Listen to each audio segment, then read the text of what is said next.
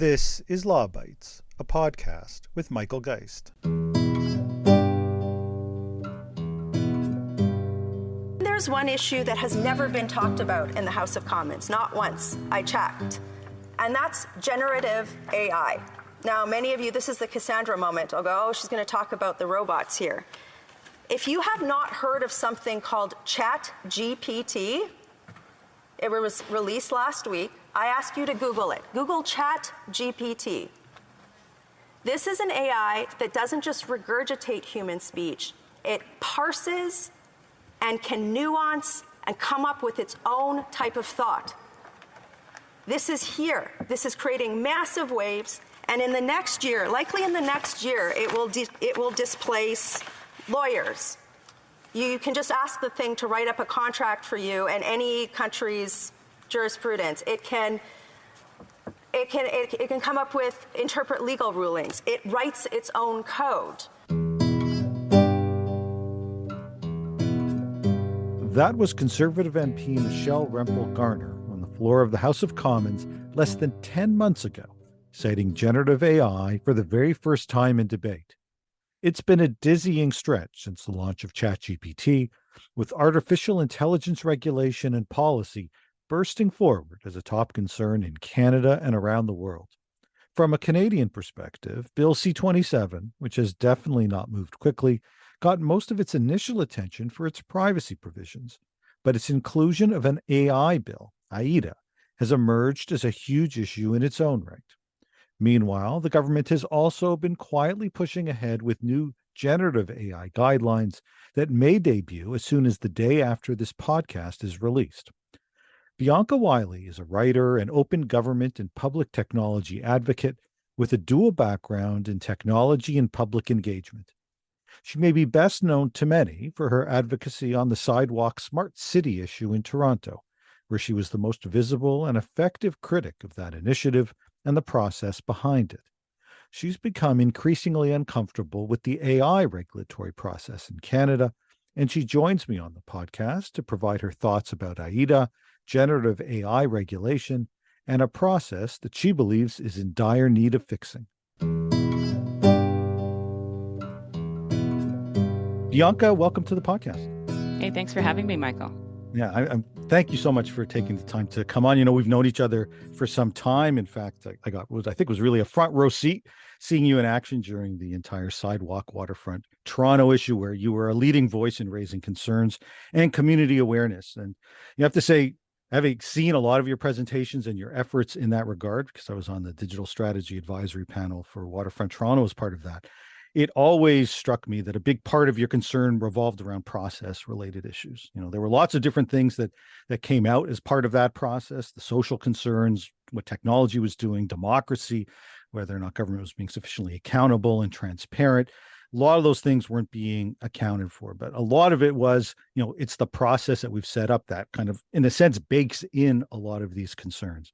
Mm-hmm. And so I wanted to bring you in, not to talk specifically about the sidewalk waterfront Toronto issue. If people are interested in that, they can apparently go see a play right now in Toronto in which there's a character that plays you, but rather to talk about AI policymaking in Canada. Because I think we see many of the same kinds of issues and concerns there. We can focus a bit on substance, but it's especially process, both around AIDA, Bill C-27, and an effort that has not got much of attention, in part because the government hasn't given much attention, on establishing generative AI guardrail policies, which, as we record this, my understanding is may come out in just the next number of days, actually, perhaps within a day or two after this podcast drops. Anyway, bit of an introduction. Why don't we start with AIDA? I've already had some podcasts that focus on the substance, but maybe you can get us started by providing a bit of an introduction to the bill, the way you might try to introduce someone who is thinking about AI regulation in Canada for the first time.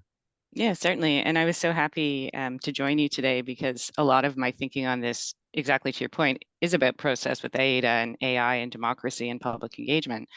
And I also think that as someone who doesn't engage with tons of federal laws, I've had some questions really at a high level on legislative process and the structure of this bill.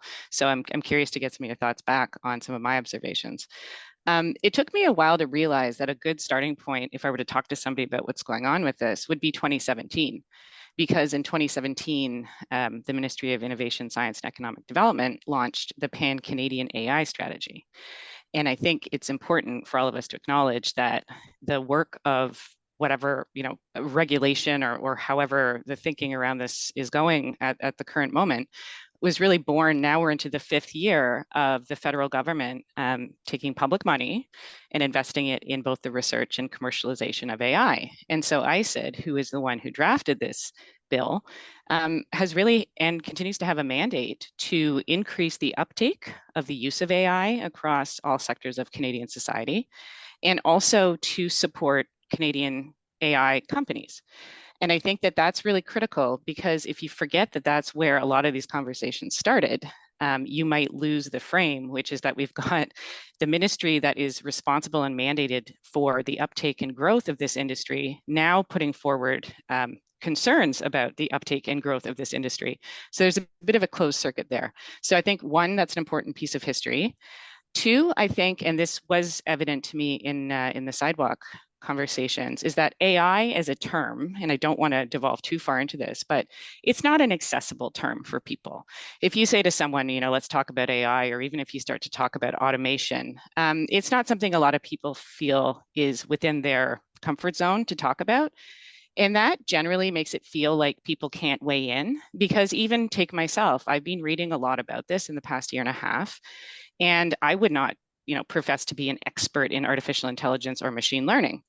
So what that does is it puts a chill on the general public, and it really opens up the opportunity for the narrative or the rhetoric to take hold, and for people to sort of sit back and say, okay, well, this is how, okay, I'm being told this is how it works. I'm being told this is what's dangerous, without a lot of personal experience, because it's not being talked about in words that are accessible.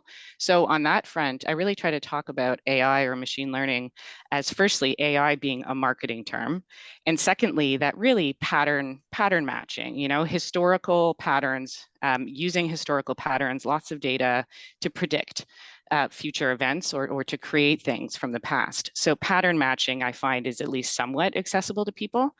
And I think that the last thing I'll say about how I try to begin conversations on this, one of my favorite touch points is Ursula Franklin's Massey Lectures, 1989, The Real World of Technology.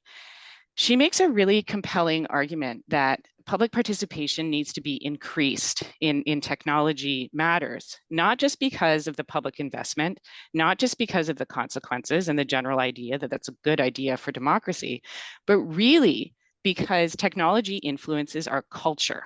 Like, it really starts to change and shift things as to how really the shape of our day, how we do things, how our workplaces operate, how our relationships are intermediated. And I think that history of awareness that we need more public engagement in this topic, if that was 1989, you go 10 years forward and you get to Janice Gross-Stein, who is waving red flags all over the place about efficiency being far too dominant, a cultural touch point.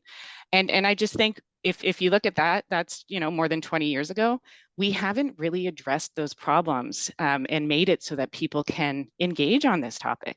So when we're looking at AIDA and we're looking at what do we want to do to regulate AI, I don't think we're starting from any sort of a place where the general public could even participate thoughtfully if they wanted to. And that, to me, is a problem, big problem. Okay. No, and I want to come back to that process issue. Some instances they may not be able to. The language may not be accessible and the like. In some instances they may not even be invited to participate, and we can come to that in a moment. I want to focus on that process, but before we do that, I know you have identified some of the concerns from a substantive perspective. So, this isn't just a concern about saying, hey, you didn't listen to enough people.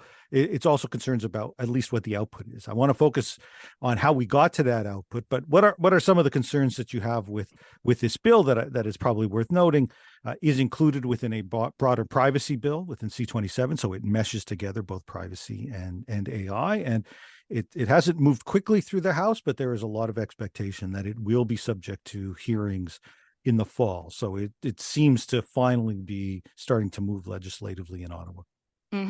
So yeah, and I really will limit my sort of substance and content concerns. And they're still more structural than really getting too far into the technical. But I think the first one, and this maybe even sounds a bit philosophical, but I don't feel good about the overarching approach that's being taken with AI, where it's being treated like an object that is, it's like, well, here's a box of AIs. Let me take one out and see if it's safe or see if it's working well. Um, if you look at the ways that systems such as those, that there's a lot of infrastructure that is required to have an artificial intelligence product or service in play. And the way that any automation really plays out in society is through an ecosystem. You know, it's more like, how does AI function in a particular context? I'm going to give you a specific example. I don't think this is perfect, but I've heard some people say, hey, we need to regulate AI because look, we had to regulate cars. So let's look at cars. Cars are highly regulated. At the same time, people are dying daily. Lots of people are dying daily because of cars. And if you think about that, it's often because we're not looking at the context in which, or the ecosystem around the way cars are used. So you can regulate something as an object, but it can still have so many different impacts and negative impacts that only become visible when you look at the product or service in context and use in its environment. So I think firstly, the idea that we're talking about something so abstract and so general, I feel like this discussion is floating away from the groundedness of any specific context, whether you would look at labor, whether you would look at, research, whether you would look at medical treatment. Like, you can go across every sector of society, and if you look at it in that specific context, ecosystem, relationships, the actors involved, you're going to have vastly different kinds of conversations, education, like I could go on. So firstly, I don't think that the way that looking at AI as though it's a thing absent all of the ecosystem and all of the relationships and responsibilities around it is sound. That's one big problem.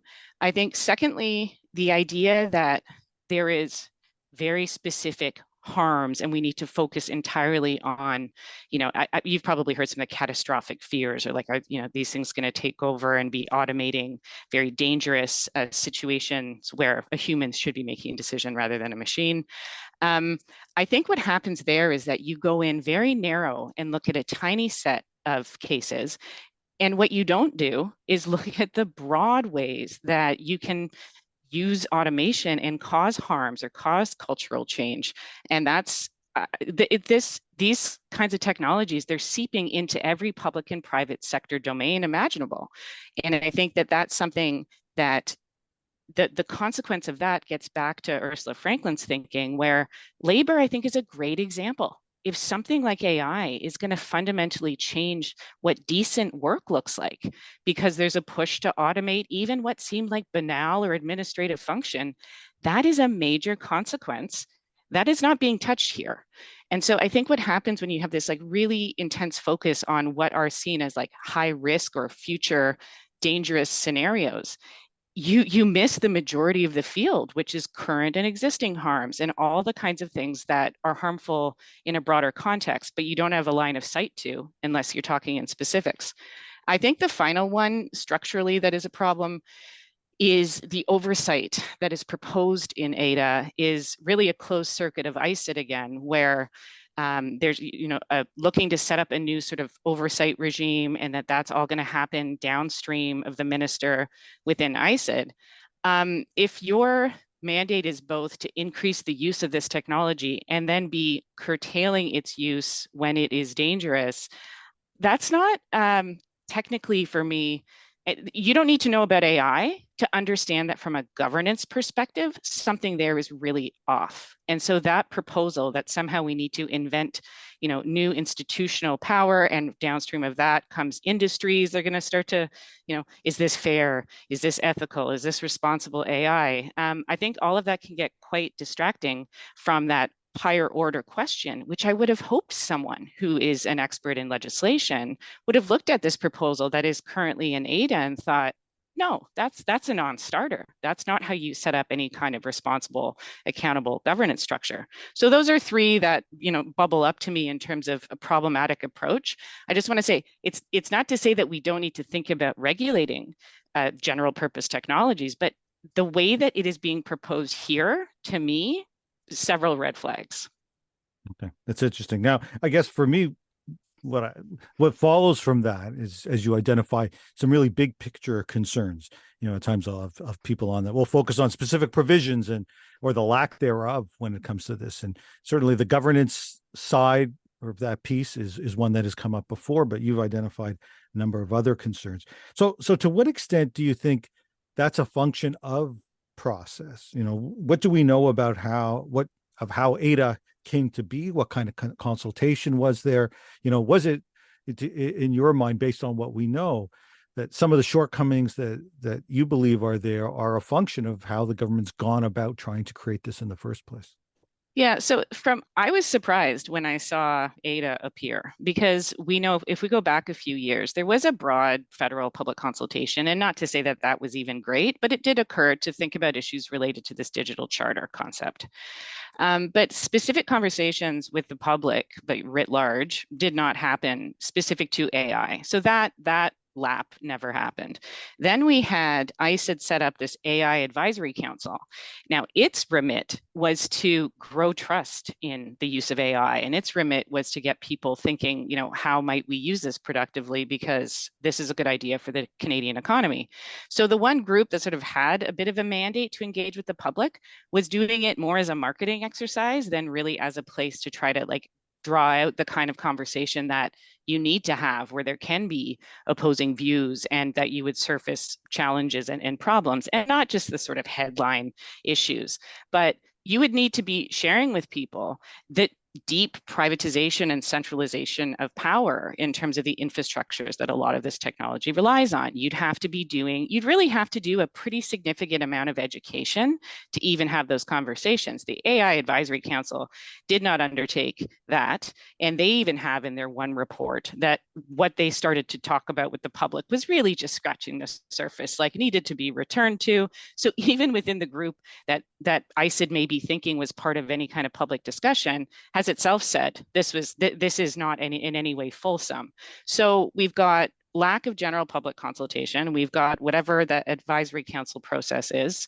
We've got I think that the third piece of this is why I raised the 2017 Pan-Canadian AI strategy, is that if you look at the mandate, and this isn't to say that ICID's mandate to support and grow Canadian AI, the industry, is a problem unto itself.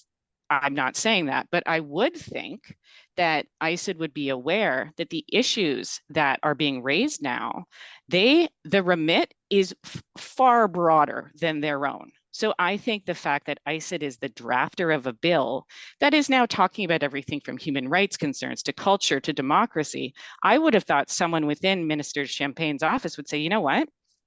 We're talking about a lot of things that are far beyond our mandate.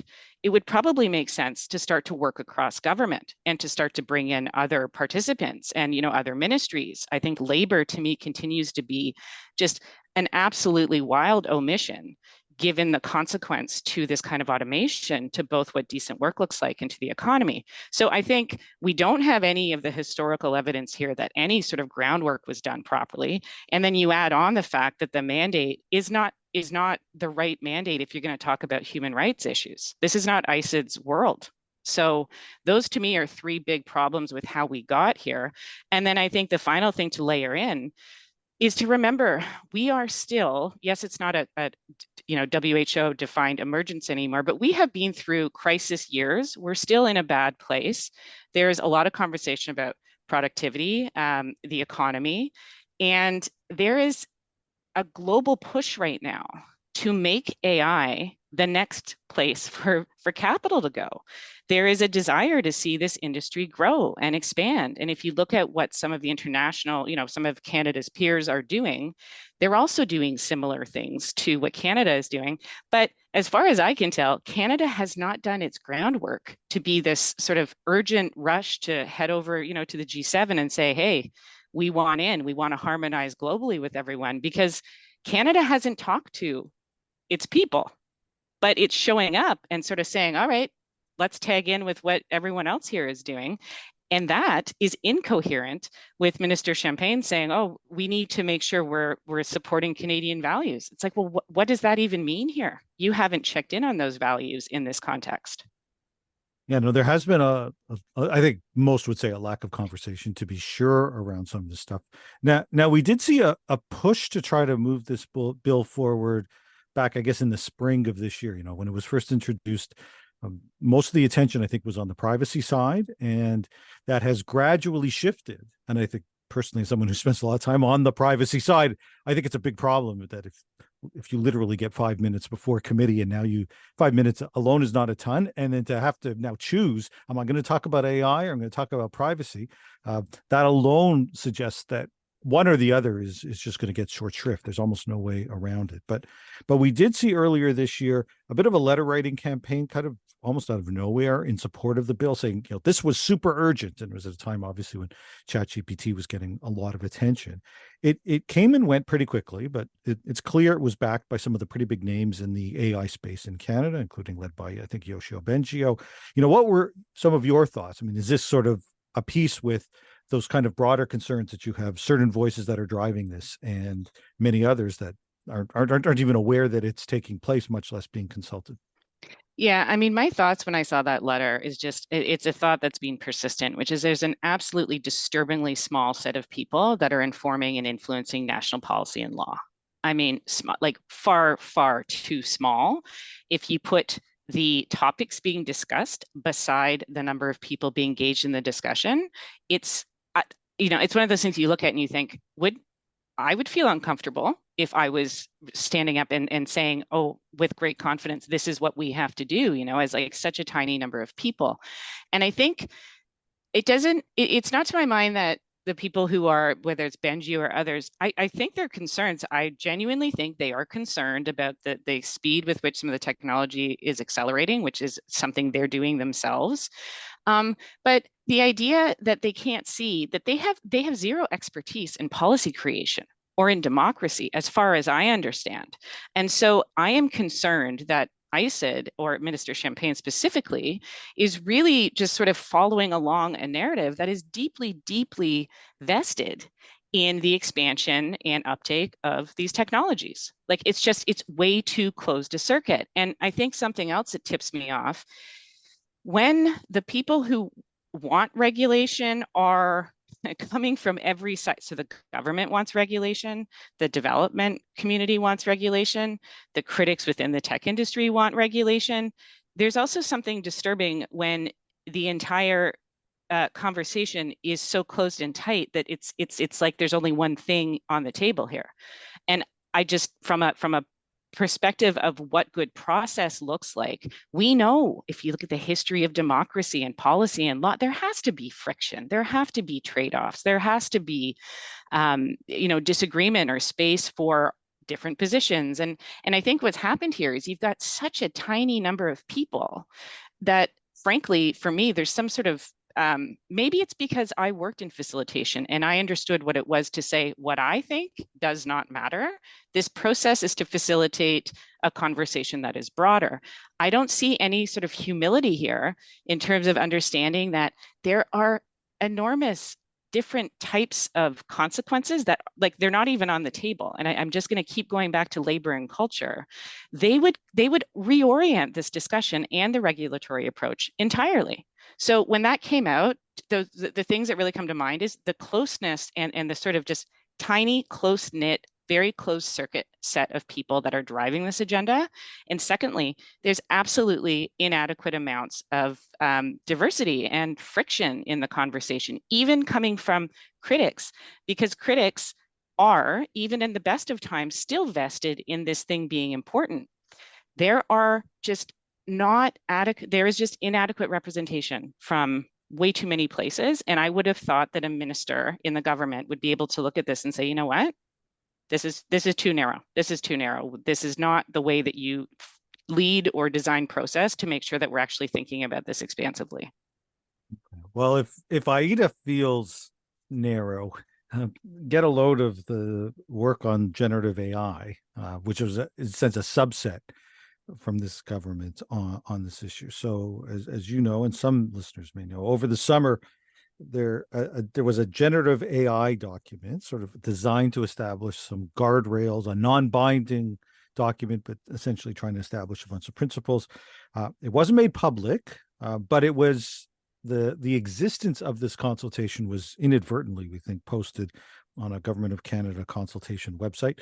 I tweeted about it. It started to get a bit of attention, and what we know is that the government held series of meetings. They added at least one additional meeting. Those meetings are all Chatham House rules. In other words, you can talk about what was discussed, but you can't attribute it to any individual. There's no list of participants anywhere. And as I mentioned off the top, it's my understanding that the results of all of that are going to be published as here's our guidelines or our guardrails in a matter of days. It's basically kind of come and gone.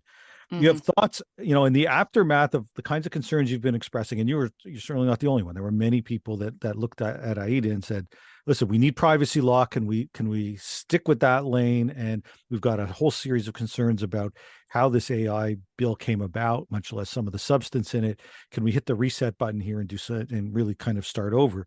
And yet, far from starting over, actually advancing on this particular issue and doing so, frankly, in a more secretive way. You have any thoughts about some of that work on trying to develop these kind of standards or guardrails around generative AI? Yeah, I mean, it really just feels like Minister Champagne and I said it's just doubling down. Like the critique is persistent. There's an obvious problem here, both structurally and in terms of lack of process. And then there's just more coming, like here. And I think two main concerns. One of them, doing these kinds of closed sessions is just not obviously even confidence inspiring, but it's also the content and the process within them.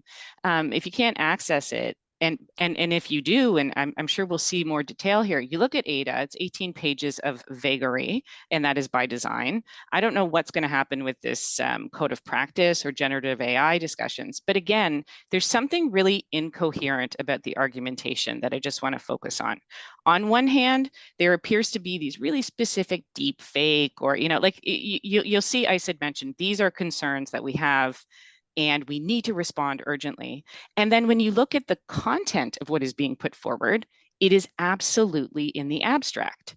And so ICID is not doing, it's funny because these closed meetings, I'd say, are one piece of the puzzle that is bad process.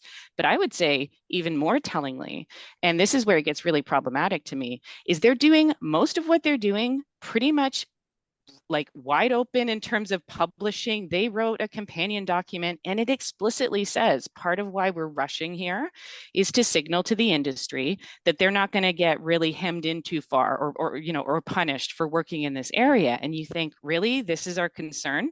If this is our concern, let's just talk about wanting to develop the industry. But there's this incoherence here with we need to move fast because we have specific dangerous issues emerging. And then you turn to the documentation, the writing, the reports, the drafts, and there's nothing substantive there. So it just feels like we're using urgency, fear, concern to sort of like brew up the need to act. But then you look over at what the act is, and the act isn't anything. And it's not coming into effect until 2025. So I think the closed meetings, problem, always a problem.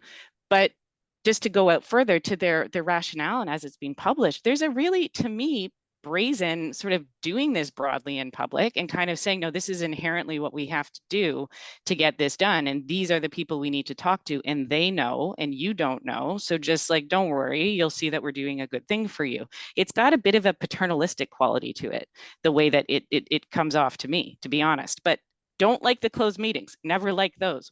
Why would you have to do that? But more broadly, I think a little bit of this is what happens when you've been working on a topic since 2017 in a very, very closed culture, because it's just too long of stewing in your own thoughts of how important this technology is and how dangerous it is. Meanwhile, we've got so many existing harms, and we've got so many issues with legacy software or data misuse, and we've got issues that are not anywhere near the top of the pile, and they're being ignored. So I'm saying all of this because the rhetoric, the rationale, look, it feels very performative, like here's a code, here's a draft bill, we're going to do agile, and there's like all this flurry of activity. But when you hone in on what it is proposing, it's not clear. Yeah, I mean, it's a super interesting observation that the government cites the urgency with these issues and some of the harms for the need to act quickly, but then doesn't really provide any sort of specifics. Sort of all of that is to be determined later. So it Yeah. provides the impetus to move quickly, but without actually proposing actually what to do about any of it, to say, well, we'll deal with the specifics kind of down the road. But of course, it's, you're driving the narrative based on an urgency that then isn't reflected in the legislative proposals themselves. No, and just 2 points on that, because I think they're really important. One of them, and thank you for all the work on C18. I mean, I think one of my concerns with this particular bill is it's not the kind of thing where, should it pass, and I hope the committee says no, and we'll talk about that, but should it pass, the danger is that it won't do anything. It will entrench the status quo. So the missed opportunity here, the missed opportunity here is a little bit unintuitive, because it's not like there's going to be some big event the next day. What it's actually going to be is all of the things that are going on are going to keep going on, because there's nothing in here that will definitively change that. So the opportunity here that we are missing is to actually intervene and significantly start to like turn the ship, which, if you think about digital charter and you think about the broader sense of, where people feel so like, well, this is all just inevitable, this is the future, this is just the next thing that's coming at us. This approach, it just sort of entrenches the current power dynamics. So I think like that's a significant problem, and it shows up a little bit differently, because it's almost like we have a moment in time here where we need to intervene pretty hard, and what we're seeing is the kind of proposal that has vagary, all over, and we'll figure it out after. Which brings me to my second point, and a little bit of a question to you, which is, as far as I would think, I would hope, ICID is one thing, but as far as I would imagine, there must be other parts of our institution, like the Department of Justice, for example, that would look at something like this and say, you know what? No, we don't just do the outline and then figure it out after. I mean, are there no, like, from a legislative safeguard perspective, even, I just have to say, like, this to me is quite concerning procedurally, that it could even be suggested that we're going to use, I mean, Michael, they're talking about agile. Agile is for software development. Like, law is not software code. So even the sort of like, we're being innovative by leaving this loose and adaptive, I'm having a hard time understanding how the federal government thinks that that's something that we want to do with our legal process. Yeah, I mean, I think there are elements here that the government wants to be seen to be doing something, Yes. And so it's doing something, even if that something is pretty non-specific at this stage. There is, and you're right to highlight it, there is a problem, and I think it's reflected even in things like C11 and C18, where policies are very siloed. I remember actually when Trudeau government was first elected, they made a big thing about saying, we're bringing together cabinet ministers, and we're going to have those cabinet ministers are going to work together across departments. We're going to break down the silos that so often exist.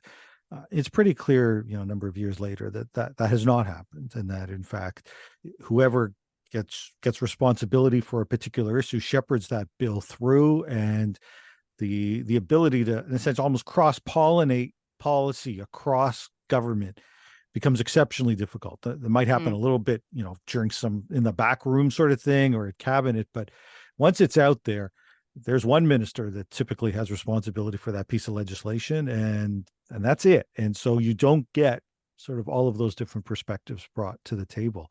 Right. I will say, even with the limited amount, what would you say to people who say, listen, this is suboptimal, this is not the best, it's not great work. We could and we should be doing better, but other countries are moving forward quickly on it. We've seen, for example, in generative AI, we've seen the Biden administration put out some guidelines. We're seeing Europe having more detailed regulation, and the argument would likely be that if Canada stays on the sidelines at this moment, when some of the bigger countries and bigger forces are moving forward to develop those regulations, then effectively the decisions get made for us, that we live in a globalized environment, and there are some limits to how much Canada gets to choose for itself, how much any country gets to choose for itself. I mean, you can make those choices, but sometimes those choices will have consequences, and you may exclude yourself altogether. And some might like that, but we do see a lot of the rulemaking, the standards, people moving quite quickly along those lines. And I think part of what the government would likely respond to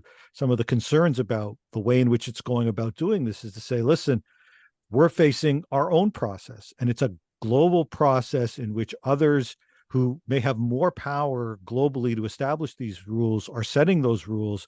And either we jump in to try to ensure some of our perspectives are represented, or basically it's handed to us a fait accompli.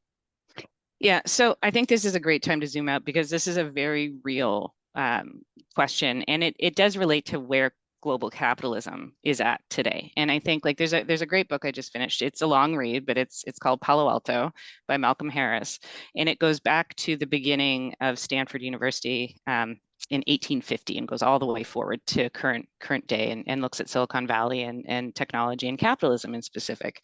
And one of the things that he talks about is the difference between economic nationalism and sort of international finance. And I think to your point, and if we go back to PIPEDA, so we're about 20 years out from that, the overarching intent was to harmonize the flow of data. That was the number one.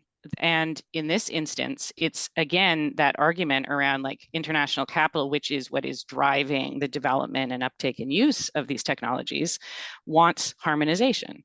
And I think, as happened 20 years ago, that is a lot of the government's rationale is we have to follow along, and we don't have enough, domestic power in order to like really reshape things. But for me, just because that is the way of the world, it doesn't mean that you that you just don't try to figure out what is the economic nationalism conversation to have, or where are there particular points in time or moments or uses or considerations where we do step aside and say, hey, there's a reason that we have sovereignty. There's a reason that we do have different values in this country versus another country. I'm not saying that those are anywhere near universal in this country, but I think pragmatically speaking, the pressure is coming from harmonization for international finance. That's there. But if that's the case, Michael, then let's have that conversation. Because what is so frustrating about trying to take part in this discussion is we're pretending that we need to hurry up because we're concerned about bias and human rights and all sorts of really, truly important issues, but those issues are not being given the space and time required. If we want to talk about what it looks like to work in Canada, what does a job look like? There are places where we should be thinking about this in terms of how do we build very specific, and it doesn't have to be law. You can't build the whole world in law. Like, I don't think anyone wants that. So I do think that as a bit of friction to the international harmonization of this capital flow, yes, we should be thinking about specific places where you do potentially refuse use, or you do say, no, in Canada, there's a few places where X, Y, Z, that's one piece of the puzzle. And also, this is why missing out on that broader conversation about culture, about labor, about the arts, about democracy, we should still be having those conversations and figuring out if and how we can influence what we want to see happen in this country. Because you're right that that's the pressure and that's why this is all happening. But the idea that we should all just keep staring at this train wreck, I mean, this is 30 years. Is there ever going to be a point in time where we say, oh, no, it does matter what we do here? Because it's not just about the market, or to say, oh, it's going to be so hard for capital to come here because Canada has like tough rules or X, Y, Z. Let's also remember the AI industry is firstly dependent on a whole lot of infrastructure that is not Canadian, one. And two, let's also remember it is a small piece of our broad economy. So I think I really have questions for, say, corporate lawyers that are working in a range of industries in Canada that would look at this legislation and say, you know what? This doesn't even help me manage the risks or the liabilities or any fiduciary responsibilities I have, because this thing is performance theater for us to just keep on playing with what the rest of the world is doing. So that's my thought there. I think, yes, this is a real reason this is going down this way, but also if we never feel it's the right time to insert ourselves, we're just going to keep on this train that I think most people in Canada, if I say this with pretty strong degree of confidence, most people in Canada don't want to automate all these different components of our life and our society. So like, is there ever a good time to have that conversation, or it's just like, too bad, finance capital globally, you're in charge? I don't like the second option. And I don't think we should just say, okay, well, hands up. I don't think that's a good idea. Yeah. Well, I mean, I think people like a lot of the benefits that can come, and I think there are benefits that come from some of these technologies. And to me, one of the questions is, to what extent are people willing to basically sort of follow along with what you're suggesting, saying, okay, we may take a stand and we may decide to go without, because that's the choice we're making. I mean, we're seeing that play out a little bit now in the C18 context, where we've had some that say, well, we want mandated payments for links through this legislation, and we've got a government that's saying it's quite prepared basically to go without social news on social media, and potentially to go without news on search, and in taking that stand. And I do wonder, to what extent are people, once you are facing what might be viewed as a real sacrifice, or at least a loss of certain kinds of services or opportunities, are they willing to say, well, no, we're willing to pay that price for legislation that reflects what other values that we've got? I'm so glad you bring this up, because C18 to me is a faceplant. Like I really have a hard time understanding how there was never any more room to think about different ways to do the thing. So in terms of how to support the journalism industry, or how to not entrench and just like hold up the power of the tech companies here, I think there could have been a lot of other ways to think about it. So to take that failure and error, I would call that whole process and outcome, over to this conversation with AI, it really gets back to that question where I said it might sound a little philosophical, but to me, it's not. You are not ever going to build safe, ethical, responsible AI, I'm making air quotes here, in the product. The way in which these tools, because to your point, might be used for beneficial purpose, is completely in how you surround them. What are the procedures? What are the responsibilities of the people using them? So it's not a binary, are we allowed to have this product or not? Because that thinking that you can make the product, that you can independently make a safe AI, this is not how technology works. The only way you can get to these beneficial uses and mitigate the bulk of the harms is investing in the people around them and in the processes around them. So to me, it's not about whether or not we'd be able to use certain products in Canada or not. What it is to say, if you're going to use product XYZ in Canada, here's how you do the implementation. If that implementation is too burdensome, then maybe we're going to run into different conversations. But I think that creates a great scratch test for any industry or any actor who wants to use these to say, is it worth it? Because if it's easy to just automate and a lot of the harms are understood as like, well, that doesn't work as well, or that wasn't a very human thing, but oh well, no big cost to my business. You can see that these will be applied, and there's going to be people who say, I don't care. That's a different experience for a customer. I don't care that there's no human available, or like that changes. But there's also going to be cases where if in industry you see, you know what, if we want to use this, we also need to do this, this, and this, and that's expensive. And let me look back to what we're doing here. Is this even worth the investment? Those are the conversations that would help create responsible implementation. So I hope that is helpful when I'm trying to, I know it's abstract, but this idea of contextual integrity is fundamental. And I think what everybody is avoiding here, you have to invest in labor and process around the use of these products and services. They are never going to be standalone, good to go. That's just not how technology works. You can use it in so many different ways that idea is folly. It's also why I don't like the idea that we're setting up an entire cottage industry that's going to pretend that you can figure out how to make something ethical in a product. Like this is just not how those words work. And I think this is also why you can tell we've like hit a nerve here. All of these words getting co-opted and pulled into productization. Even privacy has been productized. Privacy is contextual. It's not something you can say on the, it's not like the cereal box where you look on the side, yep, this is safe, responsible, privacy. Like that's not how it is. But we've started to create that sense that you can do that. That's not how this works. So I don't think it's a question of making bars too high or banning stuff or like missing out in Canada.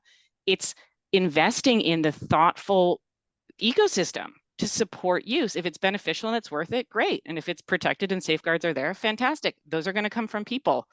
Is there a big push to invest more in labor right now? No, which is why we have to be so careful with implementation. And it's why this level of abstraction for a bill, we're talking in House of Cards world here with words that don't map to what they mean. You can't do responsibility absent people. You can't do ethics absent people. You can't write that into statistics. It's not how it goes. Okay, let me try to move it from that sort of abstract higher level and conclude with sort of the practical reality of where things are at. So we've got a generative AI code that, as I say, likely to be introduced within a day or two, frankly, after this podcast drops, sometime in the next number of days. We've got hearings on AIDA that are likely to go to committee within a number of weeks as well. So, the government is certainly marching on. What do you think we should do? How do we best respond to some of the concerns that you've raised? Because as it stands now, it sure feels like this bill's marching ahead. There'll be a limited number, similar kind of circles, limited number of people that ultimately get to appear. Many of them might not even talk about AI regulation because they'll be focused on something else. And before we know it, we'll hear about how there were extensive hearings, and it's time to move on. So do you have any prescription or solutions for what comes next or what ought to come next? Well, I think at committee, I hope the MPs that are sitting on that committee are looking at this AIDA piece of it and having a sense of, like, I don't want to hold this back. Do I think this is likely? No. But what I'm saying is, as they're arriving into and looking at this and looking at, so many people have shared thoughts and concerns and critiques, that they would say, from a pragmatic perspective, this would not come into effect until 2025, which means we can probably just go back on it, vote no at committee, reroute this elsewhere, figure out how to start again, and still end up on the same timeline.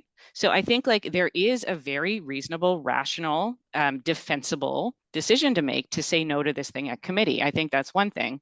And I think that should it continue along, and there's all of these amendments that are being proposed, and those are all harm reduction mitigation efforts to try to do something better with this, people are going to have to stay really engaged to try to keep forcing friction and ongoing process to try to drive this thing down to the ground of context, of like different sectoral approaches, looking at how this may or may not play out or be beneficial or harmful in very specific cases across sectors, because I just don't want anyone to think that they're getting any kind of safety or protection because something like this is moving through committee. And I think for those members, I don't think we should be using law as like a press release to say like, hey, we're doing something. Like I think at some point someone needs to be responsible for what's happening here on from a legislative perspective. And I think the last thing I'll say, because as you mentioned, there's this significant amount going on with the privacy bill. And I think I could be wrong for sure, wrong about lots, but like in this case, it may be helpful to have these two things beside each other in committee, because and I was speaking to Brenda McPhail about this, and she just shared something with me that was so helpful to think about, where like privacy, when you say this is a privacy bill, a lot of us can look at that concept and then take it downstream and say, okay, does this protect this? Does this enhance this? Does this harm this? If you try to move over and then point at, and you just say artificial intelligence, artificial intelligence what? Like, what are we trying to accomplish here? And it doesn't make sense. And I think I'll end by saying, Michael, like, because I didn't say this, I think one of the biggest losses in not doing a public consultation process is that if you were to take AIDA and its thinking out to the general public and try to make it make sense to people who are not deeply embedded in different vested interests around this, it would unravel itself. That is how closed and narrow and like just it has not been subject to any kind of rigorous conversation. And so having the kind of process that would put it in concert with, as you mentioned, some of these other siloed laws and tech issues would help us really take a crack at the kind of conversations that are expansive and might make something more coherent even across the different laws. So I think that's another benefit of, regardless what happens here, someone's got to get us having that broader, longer conversation so we can start to turn the ship to have more public power and agency driving this, and make sure that we just keep at it. We just have to be sand in the gears here and create friction. Right. Well, you certainly have been one of the most outspoken people for having those kinds of conversations, and I agree with you. I think we're falling short in that regard. I love that notion of law as a press release. Thank you for the work that you've been doing to raise awareness on this and on a number of other areas more broadly on tech. And thank you so much for coming on and joining me on the podcast. Likewise, thanks for all your work, Michael. Thanks for having me. That's the Law Bytes podcast for this week. If you have comments, suggestions, or other feedback, write to lawbytes@pobox.com. Follow the podcast on Twitter @LawBytesPod or Michael Geist @mgeist. You can download the latest episodes from my website at michaelgeist.ca or subscribe via RSS at Apple Podcast, Google, or Spotify. The Law Bytes podcast is produced by Gerardo Lebron Laboy. Music by the Laboy brothers, Gerardo and Jose Lebron Laboy. Credit information for the clips featured in this podcast can be found in the show notes for this episode at michaelgeist.ca. I'm Michael Geist. Thanks for listening, and see you next time.